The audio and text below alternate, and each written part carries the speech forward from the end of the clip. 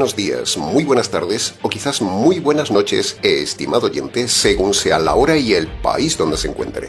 Reciba nuestro característico saludo pastoral al inicio del programa, de quien les habla, el pastor bautista Nikos Ricoy, emitiendo desde aquí en Valencia, España. Muy bienvenidos una vez más a todos a nuestro nuevo programa semanal Encuentros.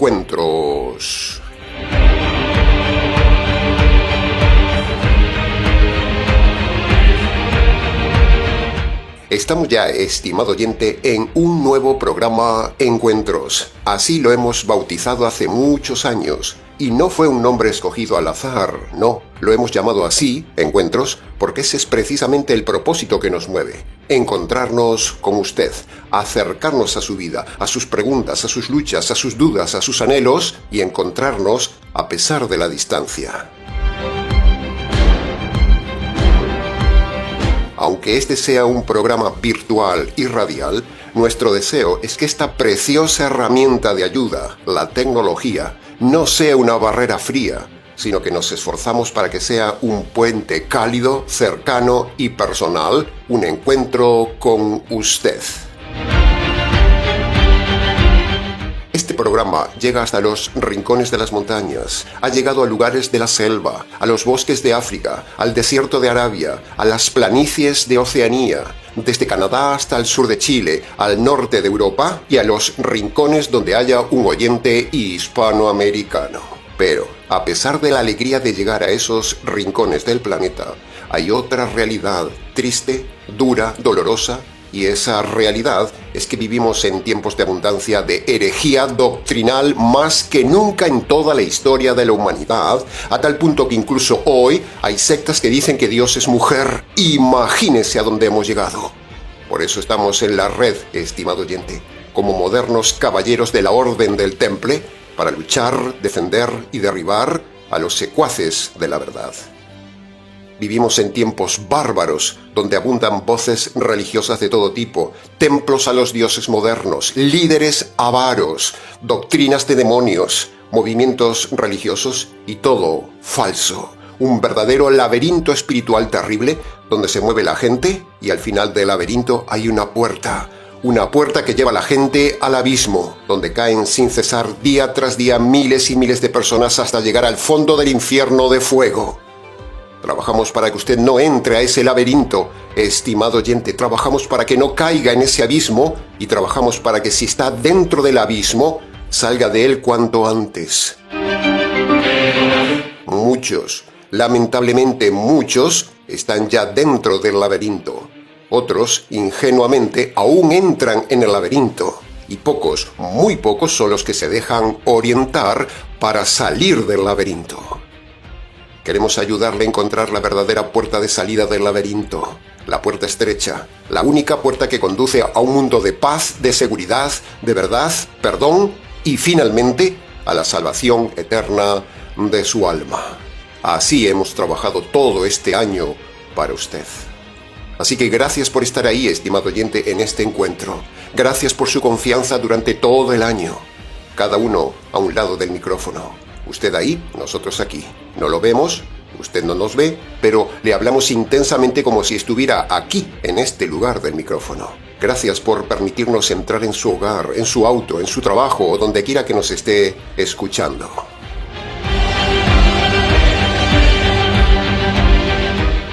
Hoy comenzamos un nuevo encuentro. Hoy abrimos un capítulo especial, un capítulo que toca fibras sensibles, porque todos, absolutamente todos, hemos pasado por momentos que nos rompen, momentos que nos sacuden, momentos que nos dejan sin palabras, momentos de sufrimiento en los que nos preguntamos, ¿por qué me pasa esto a mí? ¿Por qué sucede esto? ¿Qué sentido tiene todo este dolor? ¿Por qué Dios permite esta aflicción en mi vida? ¿Qué hice para merecer este dolor? Y es precisamente ahí, en ese territorio, en el territorio del dolor del alma y la fe, donde hablaremos hoy de un hombre que conoció el sufrimiento como nadie, en su forma más cruda, aparentemente injusta, incomprensible y sufriendo en todas las áreas de su vida. No le faltó ninguna. Hoy veremos la historia de un hombre que complementa y remata toda la serie del sufrimiento que hemos estado estudiando en la carta de Pedro. Con la carta de Pedro vimos todo el aspecto doctrinal del sufrimiento, vimos la teoría del sufrimiento, pero hoy veremos de forma personal el sufrimiento concreto en un hombre concreto, un hombre llamado Job.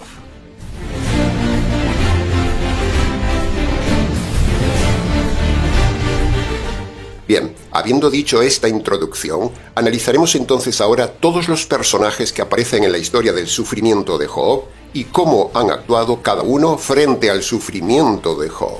Y tal como es nuestra costumbre, dividiremos el estudio de hoy en varias partes para su mejor comprensión. Entremos entonces en el análisis, comentario y enseñanzas del primer personaje, Dios.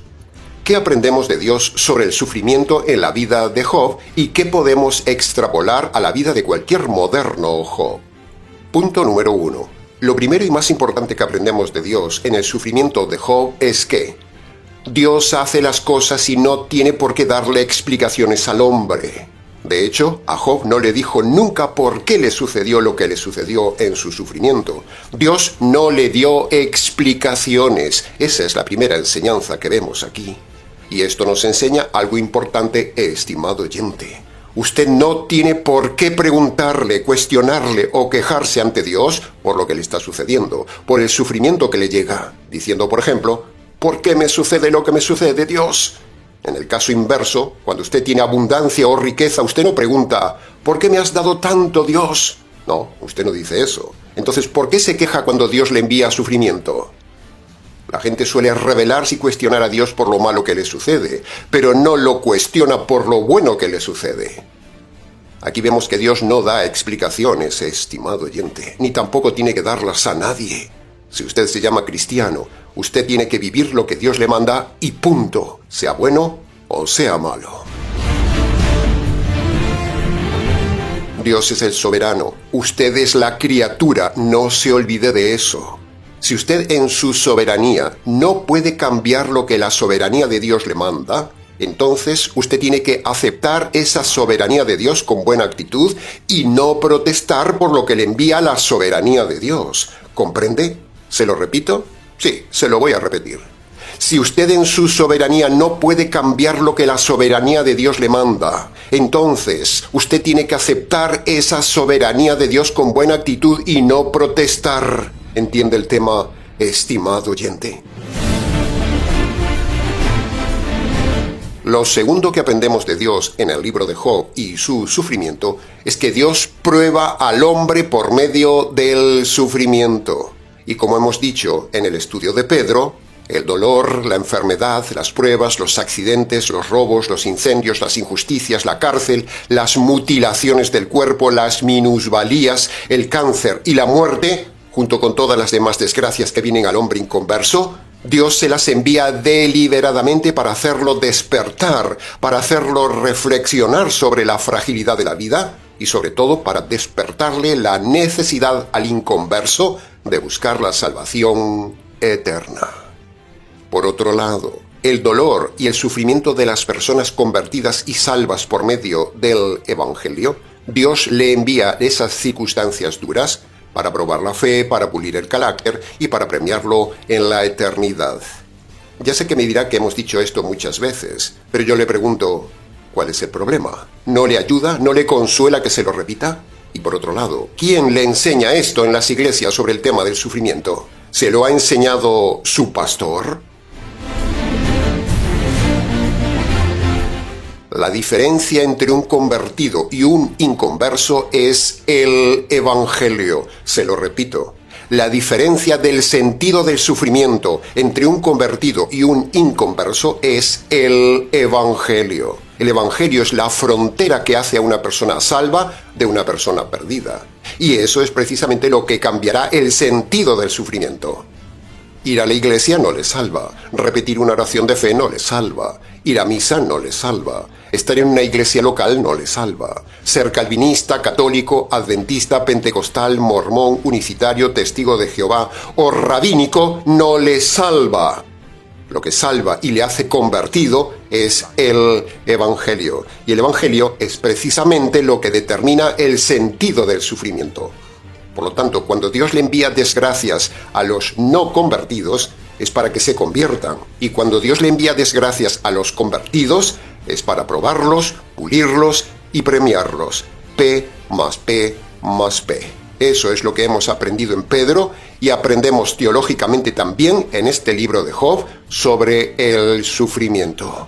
Ambos libros tienen armonía en este tema. Y punto número 3. Otra cosa que vemos en Dios en el libro de Job es que Él revierte, redirige, redirecciona el dolor para beneficio del hombre. Eso es lo maravilloso de Dios. Y esto que decimos, pocos predicadores lo enseñan.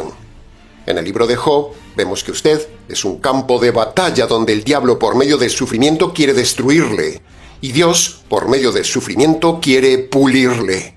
Una increíble revelación que nos enseña el libro de Job sobre Dios y que nadie o casi nadie en las iglesias enseña sobre este tema.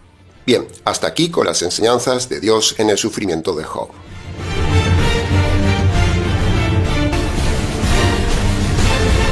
El siguiente personaje del libro de Job es el diablo. ¿Qué aprendemos de él en este libro? Bueno, punto número 1. El primer punto que nos enseña el libro de Job, y por extensión en toda la Biblia, es que el diablo existe, el diablo es real y el diablo es malo. Y los científicos son unas marionetas tontas del diablo. Otra cosa que vemos en el libro de Job es que el diablo tiene poderes, se mueve por toda la tierra, es inteligente, razona, es persistente y trata siempre de vengarse de Dios en los hombres, haciéndoles daño con todos sus poderes. Es muy importante no ignorar este tema, estimado oyente, para comprender, por un lado, el tema del sufrimiento y, por otro lado, por qué suceden los accidentes, las enfermedades, la muerte, los robos y todo tipo de desgracias naturales. El diablo tiene poder y permiso, P más P, para afectar al hombre. Cuando usted hace todo correcto, cuando todo parece que está bajo control en su vida, cuando todo es normal en su vida, cuando todo funciona bien, pero de repente algo sale mal, algo se rompe, algo se estropea, sucede alguna desgracia inesperada, algo grave pasa o hay una desgracia inesperada, el personaje que está detrás de estas circunstancias dolorosas es el diablo. Eso es lo que nos enseña este libro. No vea esto como superchería religiosa, estimado oyente, o como que vemos el diablo en todos lados. No. El hombre occidental no acepta esto del diablo. Le parece arcaico, le parece ridículo, le parece de gente ignorante, poco académica. Pero no somos así, estimado oyente. Somos los más cuerdos, somos más cuerdos que los científicos. La Biblia tiene toda la verdad y la Biblia nos muestra, en este libro de Job, el tremendo alcance del variado poder del diablo sobre el hombre, sobre las circunstancias, sobre la naturaleza y sobre la vida. La Biblia misma lo dice. Hebreos capítulo 11, versículo 3, dice: lo visible tiene una causa invisible. Y si bien ahí se está hablando del Dios invisible que crea lo visible, ese principio universal de que algo invisible afecta a lo visible también se aplica a lo que estamos diciendo en el libro de Job sobre el diablo. El diablo, un ser invisible, produjo todas las desgracias visibles de Job. El argumento es irrefutable. Usted tiene que ver las cosas de esta manera, estimado oyente, y esta verdad le hará libre. ¿Quién robó el ganado de Job? ¿Quién mató a los criados de Job? ¿Quién envió el viento huracanado contra la casa de Job? ¿Y quién le envió la enfermedad a Job? ¿Quién? La Biblia es contundente. El diablo. El diablo tiene poderes sobre todas estas áreas de la vida. Así que ya sabe, los huracanes, los robos, las enfermedades, los accidentes, los derrumbes, la muerte inesperada, todo eso parece natural, pero no es natural, es diabólico. Los científicos son bobos ante el diablo. El diablo se ríe de ellos.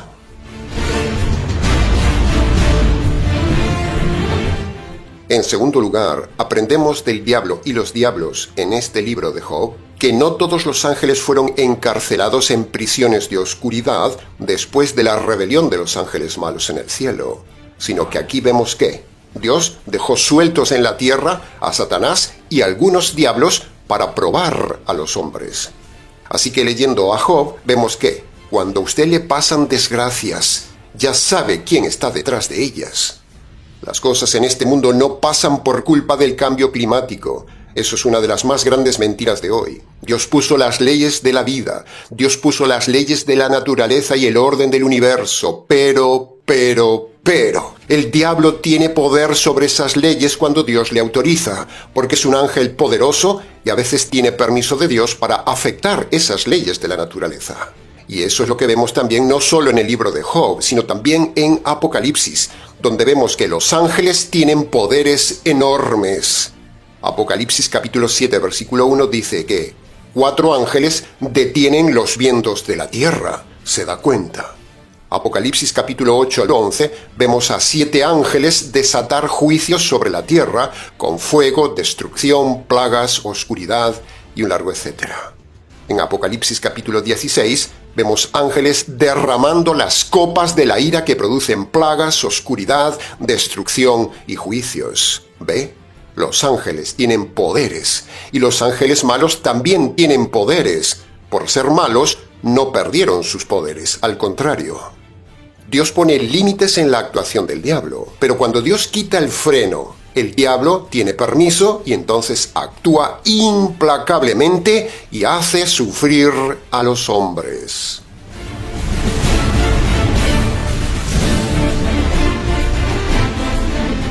El tercer aspecto importante, muy importante en el sufrimiento, que aprendemos del diablo en el libro de Job y que a usted debe consolarle en su sufrimiento es que, antes de que el diablo le toque a usted, antes de que le haga sufrir a usted y le haga algo grave a usted, el diablo ha tenido que humillarse ante Dios y pedir permiso para tocarlo a usted. Cada vez que el inconverso sufre algo, el diablo le está haciendo un favor al inconverso. Porque con esa situación dura causada por el diablo, usted está reflexionando y teniendo una oportunidad de salvarse de la condenación eterna. ¿Se había fijado en esto? El diablo pide, Dios concede y usted sale beneficiado, aunque le parezca increíble e inaceptable este razonamiento. Pero es la enseñanza que sacamos en este libro de Job. Y lo mismo sucede para el convertido. El diablo le está haciendo un beneficio, estimado oyente, cuando le toca, porque ese dolor le produce al convertido un eterno peso de gloria. ¿Quién enseña esto en las iglesias? Mire las cosas así, estimado oyente. No estamos contándole una fábula, es la verdad pura de este tema del sufrimiento. El diablo está a su favor, por mucho que le resulte increíble. Y hay que decirlo así, a viva voz, para que se entere el diablo y se entere usted. Y así añadamos más castigo un día para que él reciba más sufrimiento por todo lo que le hizo al hombre. El diablo no se va a quedar sin castigo por el sufrimiento que le produce al hombre. Pero el sufrimiento que le produce el diablo es beneficioso para usted. Cuanto más castigo insufla el diablo al hombre, más castigo tendrá él en la eternidad y más premio tendrá usted en la eternidad si se ha convertido. Por eso, no proteste nunca por el dolor, estimado oyente. Regocíjese, porque el libro de Job nos dice que todo lo duro es para bien del hombre, tanto si es convertido como si es inconverso. Una misma circunstancia dura hizo ver la fidelidad de Job como creyente, pero hizo ver la hipocresía materialista de la mujer de Job, una necia, perdida y falsa. ¿Con quién se identifica usted, estimado oyente? ¿Con Job o con la mujer de Job?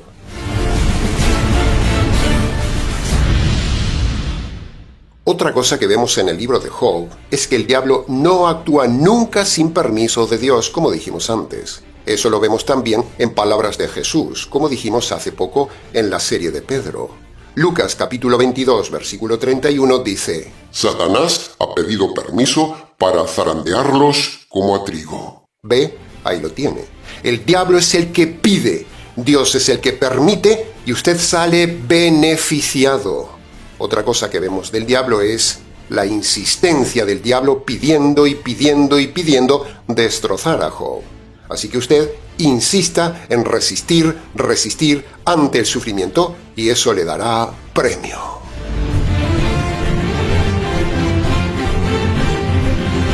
Y punto número 4.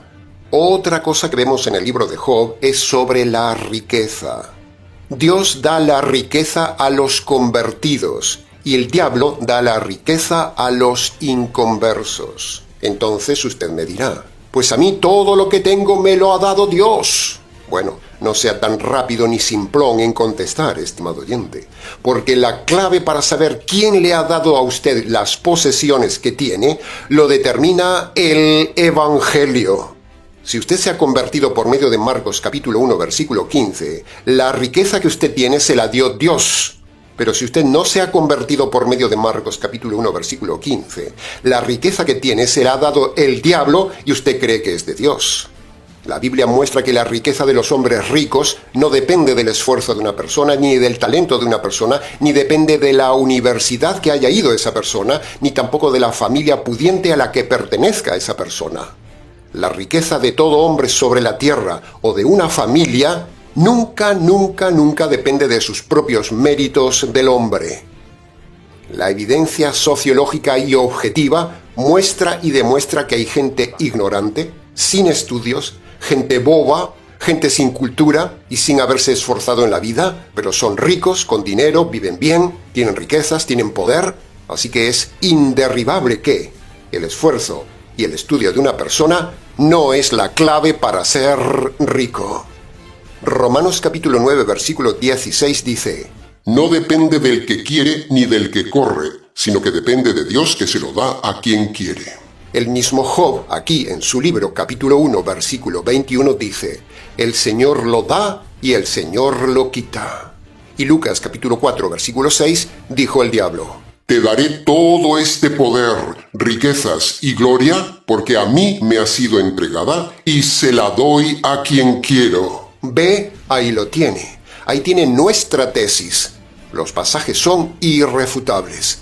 Su riqueza y prosperidad, estimado oyente que me escuchas, no depende de usted, de sus oraciones, de sus ayunos, de su fe, de sus diezmos, ni de su inteligencia, ni de su ingenio, ni de la iglesia donde esté asistiendo, ni depende de sus estudios, ni de su familia, ni de su esfuerzo personal como trabajador, sino que su riqueza depende de un factor invisible.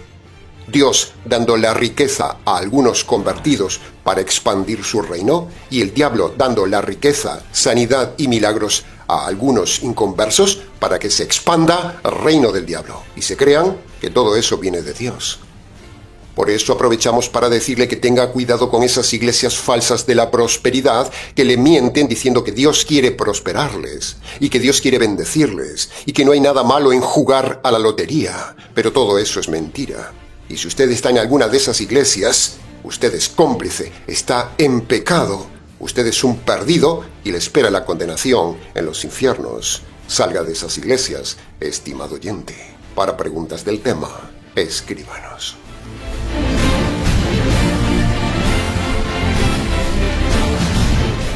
Bien, entremos ahora en el tercer personaje en orden de importancia en el libro de Job, que precisamente es Job. ¿Y qué aprendemos de Job y su sufrimiento? Bueno, lo primero que aprendemos es que Job era salvo, era convertido, era justo porque cumplió los dos requisitos universales que manda la Biblia para salvarse a todo hombre en cualquier época. A lo largo de toda la Biblia, todo convertido, todo salvo, para serlo, debe haber cumplido dos requisitos indispensables para salvarse. Desde Adán y Eva hasta el último que se salve en Apocalipsis, todos, judíos y gentiles, deben cumplir por mandato de Dios dos requisitos para salvarse. Y Job no fue la excepción. El primer requisito de Job, aprendido de sus padres, fue la fe en el Dios único. Y el segundo requisito que cumplió Job, que también le dijeron sus antepasados, es que para aplacar la ira de Dios por sus pecados era necesario un sacrificio. ¿Ve? Ahí lo tiene. Dos requisitos: fe y reconocimiento de los pecados. El segundo aspecto que aprendemos de Job como personaje es que Job era justo, como acabamos de decir. Era salvo, pero era muy protestón, tenía problemas de carácter. Sí, así mismo como lo oye. Job, al fin, cayó en la protesta de lo que le vino. Cayó en el orgullo y cayó en la soberbia de creerse buena persona, protestando a lo largo de todo el libro de que él no merecía esos dolores. Así que tengan cuidado los que dicen que se han convertido, porque el Evangelio no toca el carácter. Lo que toca el carácter es el sufrimiento, no el Evangelio. El Evangelio es para salvar su alma y el sufrimiento es para pulir su alma. Por eso Dios envía el sufrimiento al convertido para trabajar su carácter. El Evangelio le salva, el sufrimiento le pule. Para preguntas del tema, escríbanos.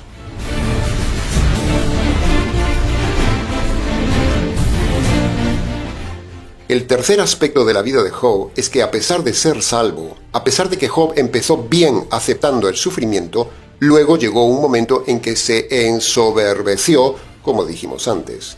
Y entonces Dios, a pesar del sufrimiento material que ya tenía, aún encima lo hizo sufrir más con la humillación de su alma, tratando su carácter. Eso nos enseña, estimado oyente, a tener cuidado de no empezar bien el sufrimiento en su vida cristiana, pero luego como el sufrimiento no se va, usted va menguando y termina en protesta o en frialdad de su salvación, como hizo Job.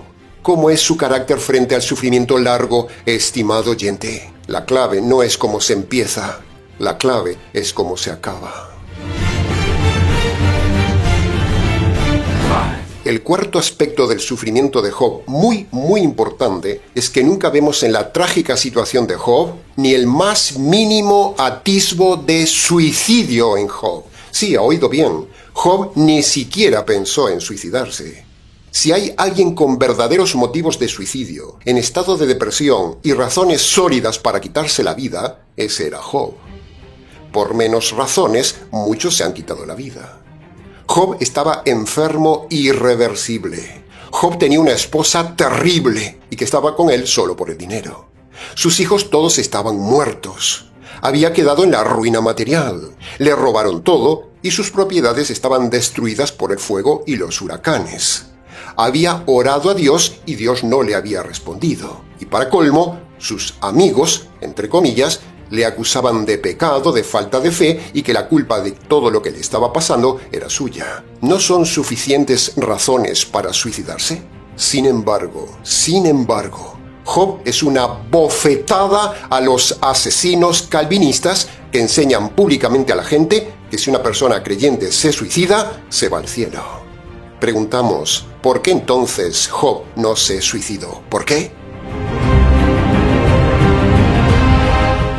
A propósito del estudio de Job que hemos estado haciendo en estos días, estábamos precisamente repasando una sentencia jurídica pública, que por cierto está en internet, de una de las iglesias calvinistas grandes y famosas de Estados Unidos, que no queremos nombrar, donde 4 pastores famosos calvinistas, uno de ellos, el cabecilla, acaba recientemente de fallecer, el papa calvinista, habían sido demandados judicialmente por los padres de un chico de la iglesia que por depresión por un desliz amoroso se había suicidado precisamente animado por la enseñanza de la iglesia de que el suicidio del creyente le da seguridad de salvación y por las palabras de uno de los pastores calvinistas que le habían sugerido en la terapia pastoral las siguientes palabras textuales según consta en el acta jurídica. El texto dice: 11 días antes de su suicidio, el joven se reunió con el pastor para recibir consejería espiritual.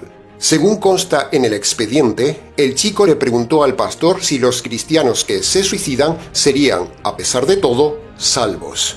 Y el pastor le dijo que quien una vez es salvo por creer en Jesucristo, siempre será salvo, dando a entender que si se suicida, se salva. Otro texto del expediente jurídico contra esta iglesia calvinista y sus 4 secuaces asesinos doctrinales dice: los padres del chico suicidado alegaron ante el juez que los acusados, o sea los 4 pastores calvinistas, asesoraron a su hijo inculcando varias veces la idea de que, si uno acepta a Jesucristo como su salvador personal, sería aceptado en el cielo si se suicidaba. ¿Se da cuenta qué barbaridad es el calvinismo? Todo esto que le cuento no me lo estoy inventando, estimado oyente, está públicamente en Internet. Y esto que sucedió en 1988 es lo mismo que enseñan en el día de hoy en Internet los calvinistas. El suicidio del creyente le produce salvación, en lugar de tomar ejemplo de Job en el sufrimiento y la depresión. Los calvinistas son asesinos doctrinales, punto. Esta enseñanza calvinista clama al cielo, estimado oyente. Por eso nosotros denunciamos vez tras vez esta doctrina calvinista de demonios. Job es una bofetada al calvinismo, jaque al calvinismo.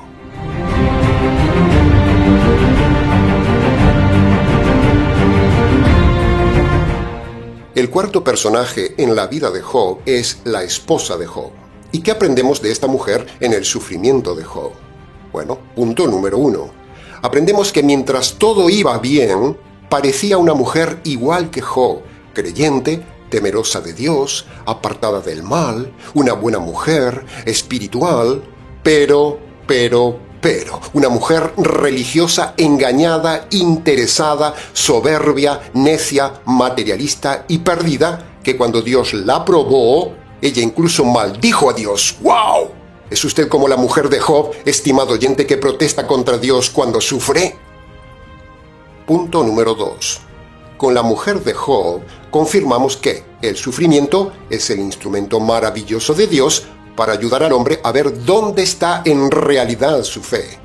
A la esposa de Job, la prueba le hizo ver que era una mujer hipócrita, engañada, religiosa, materialista y perdida.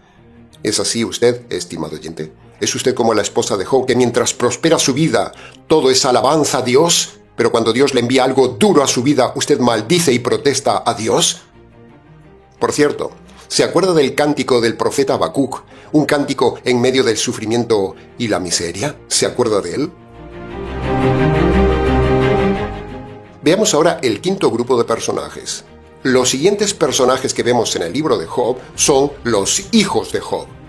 En el libro de Job vemos a unos hijos consentidos que tienen todo y donde tiene que venir el padre a interceder por ellos ante Dios.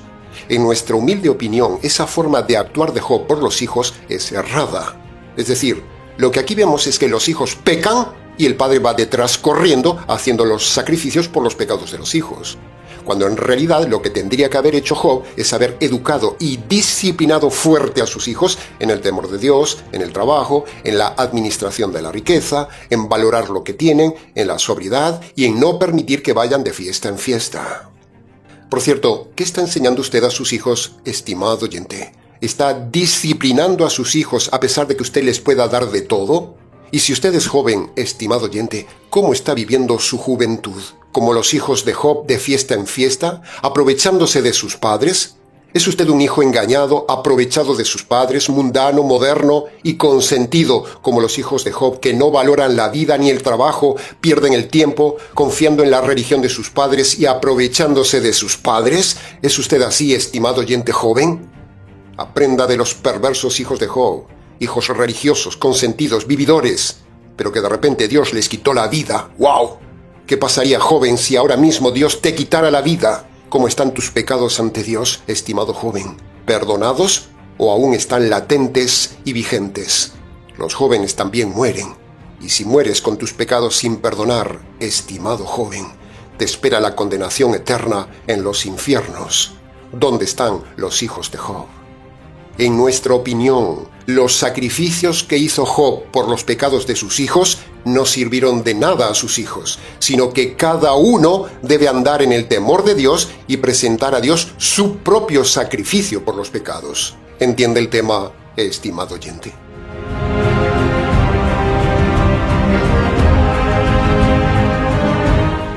Veamos ahora el sexto grupo de personajes, los siervos de Job. ¿Qué aprendemos de los siervos de Job en el sufrimiento de Job?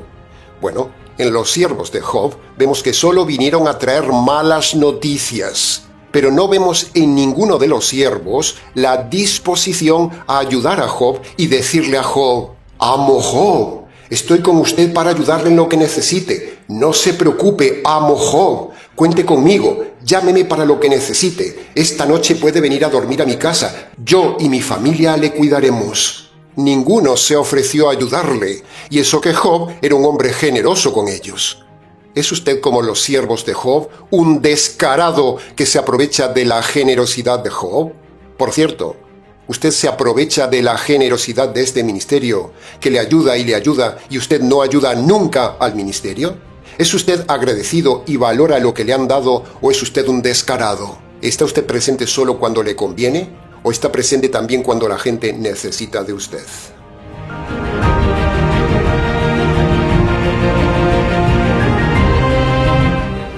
Y el séptimo y último grupo de personajes son los amigos de Job. ¿Qué aprendemos de los amigos religiosos de Job en el sufrimiento de Job? Bueno, punto número 1. Lo primero que aprendemos es su ceguera espiritual a pesar de ser muy religiosos. Punto número 2. Lo que aprendemos es su falta de corazón y su frialdad religiosa. Punto número 3. Aprendemos que es mejor no tener a nadie que tener amistad con esta falsa gente religiosa que solo valen para acosar y acusar. Y punto número 4, aprendemos que el hombre religioso es eso, solo religioso, pero no entiende nada de los propósitos de Dios en el sufrimiento y tampoco tiene misericordia. Se creen que pueden dar respuesta a todo y acusan a los demás sin tener visión de Dios. Creemos que los amigos de Job más bien eran enemigos de Job, porque tener amigos como esos es mejor no tenerlos. Y eso es lo que pasa en las iglesias falsas de hoy. Están llenas de amigos religiosos como los de Job. Gente que se llama hermanos, pero que no son amigos, son hipócritas y lo obligan a usted a congregarse. Y luego en la iglesia le juzgan, le hacen el vacío, no le entienden, lo marginan, lo acusan, no le ayudan. Y usted, a pesar de estar en medio de 100 personas, usted se siente solo, criticado, incomprendido y aislado, como en este caso hicieron los religiosos con Job. Entonces uno se pregunta, ¿para qué sirve congregarse si hay este tipo de gente?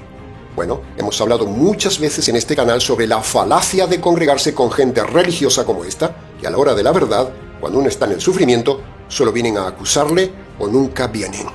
Para no extendernos mucho en el tema, usted puede ver abajo en la descripción del vídeo los temas que tenemos en el canal sobre la falsedad de congregarse y la manipulación de «no deje de congregarse».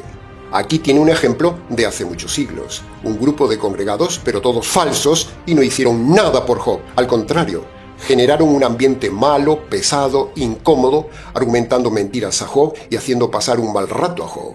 Así hacen exactamente los religiosos de hoy. Por cierto, si tan religiosos eran los amigos de Job, ¿por qué ninguno oró por Job ni le ofreció ayuda a Job? ¿Se había dado cuenta de esto? Qué duro es, estimado oyente, cuando uno está solo en medio del sufrimiento y no tiene a nadie que le apoye, le acompañe, le ayude, le consuele, le llame o le traiga algo para mitigar el dolor. Job tenía una esposa perdida, unos empleados desagradecidos y unos amigos podridos. Así es la vida, así es la gente religiosa, así es la religión falsa, así pasa en el día de hoy. Los religiosos no cambian. En el tiempo de Job eran así, en el tiempo de Jesús también eran así, y en el día de hoy también son así. Se repite la misma historia como en los días de Job. El diablo envió a esta gente religiosa a Job. Así es la religión, aliada del diablo, diseñada por el diablo, dirigida por el diablo y enviados por el diablo como en los días de Job. Márchese de esas iglesias, estimado oyente.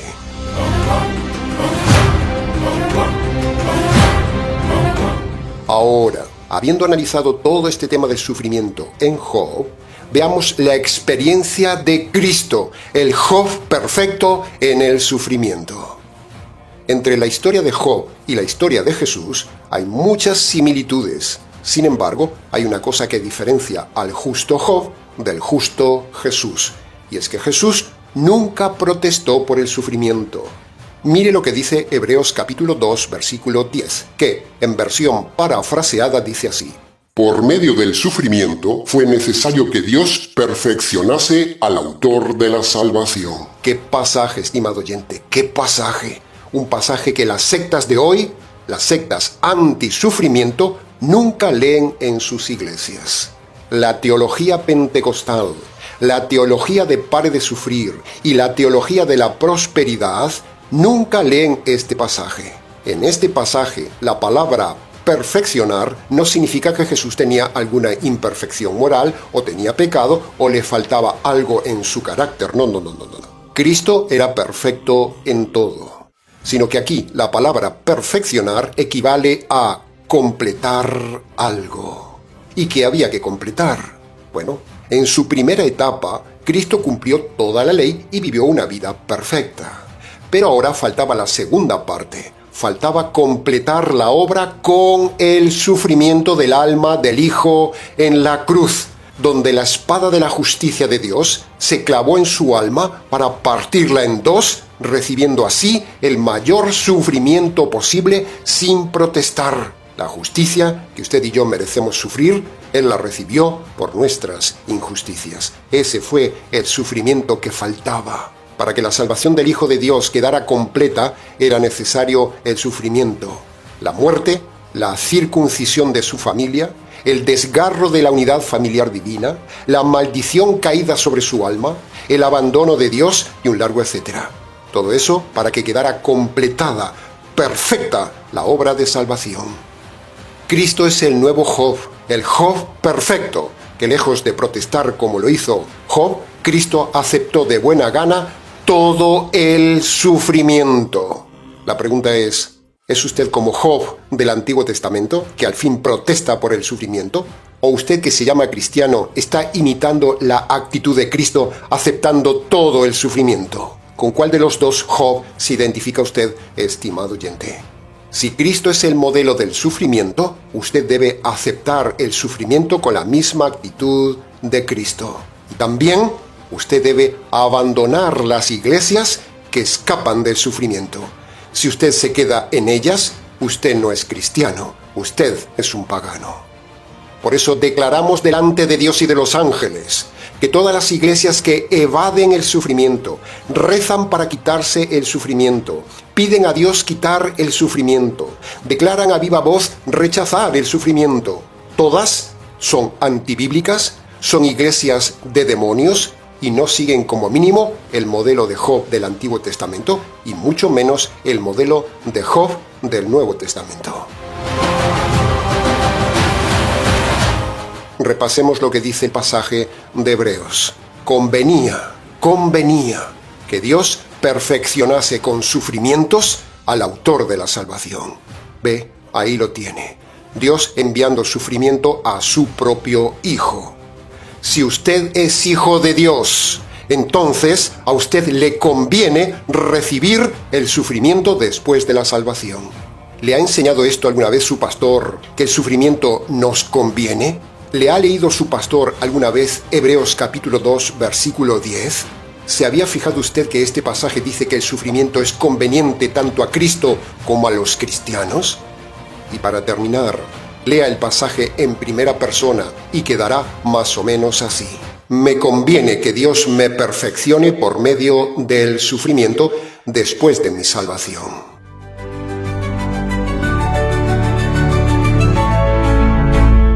Ahora, habiendo llegado ya al final del mensaje, para que usted sea perdonado del pecado de estar en una iglesia errada que no enseña correctamente el tema del sufrimiento, para que usted sea perdonado por seguir a líderes falsos como los amigos de Job, para que usted sea perdonado de haber acusado a Dios de su sufrimiento, para que usted sea perdonado por ser igual que la mujer de Job, para que usted sea perdonado por haber educado mal a sus hijos en el tema del sufrimiento, para que usted sea perdonado de haber intentado o pensado en el suicidio, y para que usted sea perdonado no solo de estos pecados del tema de hoy, sino de todos los demás pecados hechos en su vida, y para salvar su alma del sufrimiento eterno.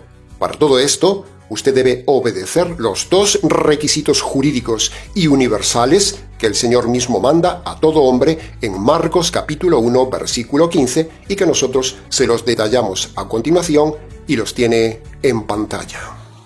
El primer requisito es el arrepentimiento. Es decir, usted debe humillarse ante Dios y debe reconocer de forma concreta sus pecados pasados y luego debe abandonar los pecados que esté cometiendo en el tiempo presente. El segundo requisito para salvarse empieza por reconocer que usted merece la justicia divina por sus pecados. Luego, usted debe reconocer que el Señor Jesús recibió esa justicia divina que usted merecía. Y por último, luego de reconocer esto, usted debe entonces agarrar por la fe esa justicia que le cayó al Señor Jesús en la cruz. Agarrar por la fe esa justicia es creer el Evangelio. Cuando usted obedece estos dos requisitos de Marcos capítulo 1 versículo 15, usted será perdonado de todos sus pecados y librado del sufrimiento eterno. Amén. Aleluya.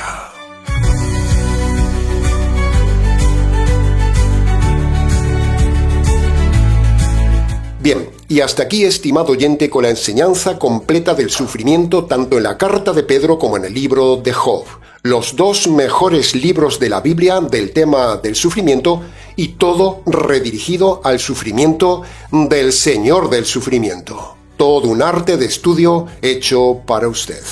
Mucho más se pudo haber dicho del tema, pero creemos que con lo dicho ha sido suficiente para su enseñanza y su reflexión. Hasta aquí con el tema del sufrimiento. Para preguntas del tema, escríbanos ministeriotinajas@gmx.es.